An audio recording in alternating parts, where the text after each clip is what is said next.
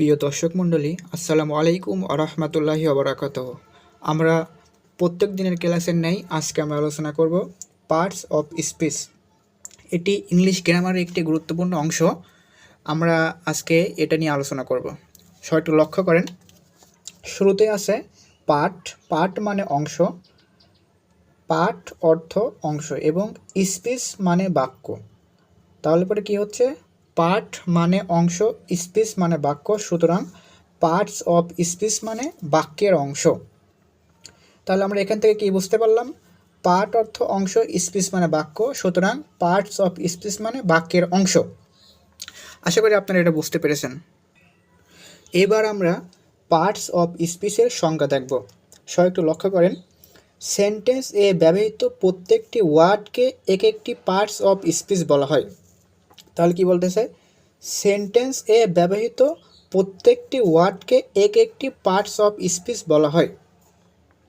আশা করি আপনারা বুঝতে পেরেছেন পার্টস অফ স্পিচ কাকে বলে। এবার আমরা দেখব classification of parts of speech, মানে পার্টস অফ স্পিচ কত প্রকার। আমরা জানি যে পার্টস অফ স্পিচ হচ্ছে 8 প্রকার। কয় প্রকার? 8 প্রকার। সেটা কি কি? প্রথমে হচ্ছে নাউন, দ্বিতীয় হচ্ছে প্রোনাউন, তৃতীয় হচ্ছে অ্যাডজেক্টিভ, চতুর্থ হচ্ছে ভার্ব, পঞ্চম হচ্ছে অ্যাডভার্ব, ষষ্ঠ হচ্ছে প্রিপোজিশন, সপ্তম হচ্ছে কনজাংশন, অষ্টম হচ্ছে ইন্ট্রোডাকশন। তাহলে পরে আমরা এখান থেকে কি বুঝতে পারলাম? পার্টস অফ স্পিচ 8 প্রকার, সেটা হচ্ছে এই 8 প্রকার। আমরা এখন এই 8 প্রকারের বিস্তারিত পড়ব। সব একটু লক্ষ্য করেন, প্রথমে আমরা পড়ব হচ্ছে নাউন। নাউন মানে নাম অথবা বিশেষ্য। এর সংজ্ঞা হচ্ছে যে ওয়ার্ড দ্বারা কোনো কিছুর নাম বোঝায় তাকে নাউন বলে। তাহলে সংজ্ঞা কি? যে ওয়ার্ড দ্বারা কোনো কিছুর নাম বোঝায় তাকে কি বলে? তাকে হচ্ছে নাউন বলে। For example, Abidur Rahman is a good boy. তাহলে এখানে আবিদুর রহমান কি? একটা নাউন। এরপরে Dhaka is the capital of Bangladesh. তাহলে এখানে ঢাকাটা কি? একটা নাম, সেহেতু একটা নাউন। এরপরে আই রিড এ বুক। তাহলে পরে আই রিড এ বুক, বুক একটা বইয়ের নাম, সেহেতু এটা একটা নাউন। এরপরে honesty is the best policy. এখানে হনেস্টি একটা নাম, এজন্য এটা একটা নাউন। ওয়ালকিং ইজ এ গুড এক্সারসাইজ। ওয়ালকিং হাঁটা একটা নাম, এজন্য এটা একটা নাউন। আশা করি আপনারা নাউন বুঝতে পেরেছেন।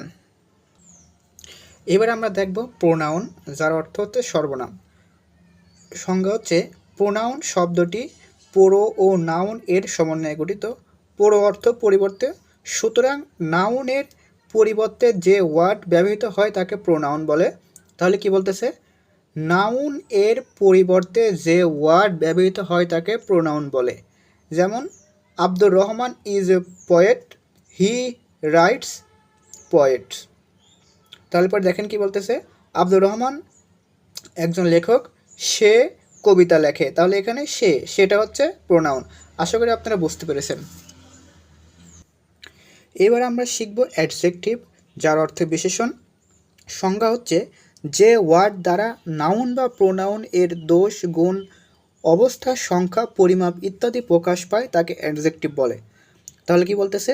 যে ওয়ার্ড বা শব্দ দ্বারা নাউন বা প্রোনাউন এর দোষ, গুণ, অবস্থা, সংখ্যা, পরিমাপ ইত্যাদি প্রকাশ পায় তাকে অ্যাডজেক্টিভ বলে। আমরা ফর এক্সাম্পল দেখি, Rumna is a intelligent girl. তো রুমনা হয় একজন কি? ব্রিলিয়ান্ট অথবা আপনার হচ্ছে বুদ্ধিমান মেয়ে। তাহলে এখানে বুদ্ধিমান কি? এটা একটা অ্যাডজেক্টিভ, কেননা এই গার্লস মানে একটা মেয়ে, মেয়ের একটি গুণ বর্ণনা করছে, সেহেতু এটা একটি অ্যাডজেক্টিভ। আশা করি আপনারা অ্যাডজেক্টিভ বুঝতে পেরেছেন।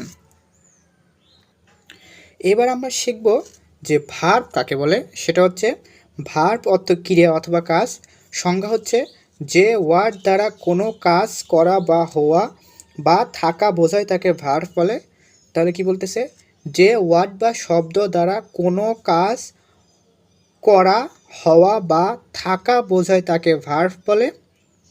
For example, Mohammad Asif place cricket. Mohammad Asif place cricket, Mohammad Asif cricket খেলে। তাহলে এখানে খেলাটা কি? খেলা একটা কাজ, আর কাজ হলে সেটা কি হচ্ছে? সেটা হচ্ছে কি? ভার্ব। আশা করি আপনারা ভার্বটা বুঝতে পেরেছেন। এবারে আমরা আলোচনা করব অ্যাডভার্ব নিয়ে। অ্যাডভার্ব অর্থ ক্রিয়া বিশেষণ, মানে যেটা ভার্বকে সাহায্য করে সেটা হচ্ছে অ্যাডভার্ব। আমরা সংজ্ঞা দেখি।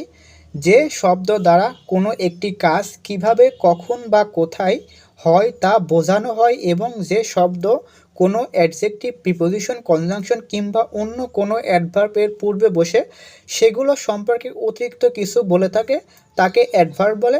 আমরা সহজে বুঝবো যে ভার্বকে, যে নাউন বা প্রোনাউন ভার্বকে সাহায্য করে তাকে অ্যাডভার্ব বলে।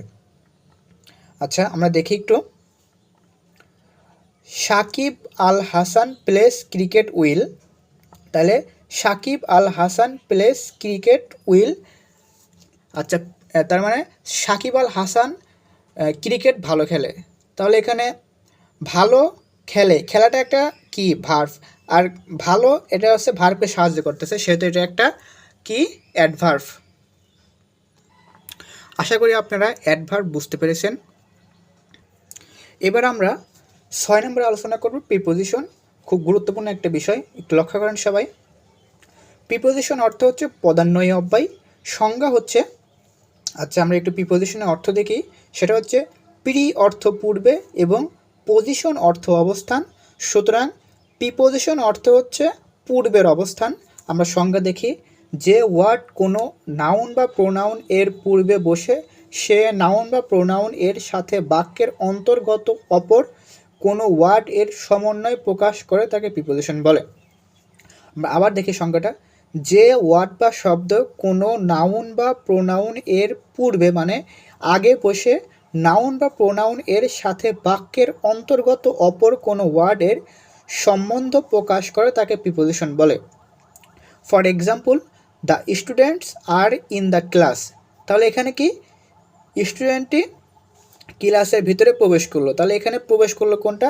ইন। ইন মানে প্রবেশ করা, তাহলে মানে ক্লাসের ভিতরে প্রবেশ করলো। তাহলে পরে দুইটা বাক্যকে অ্যাডজাস্ট করেছে অথবা সংযুক্ত করেছে, সেহেতু এটা একটা প্রিপোজিশন। আশা করি আপনারা প্রিপোজিশন সম্পর্কে বুঝতে পেরেছেন। এবার আমরা 7 নম্বর আলোচনা করব কনজাংশন, যার অর্থ হচ্ছে সংযোজক অব্যয়। কন মানে একত্র এবং জাংশন মানে সংযোগ। সুতরাং কনজাংশন মানে একত্রে সংযোগ।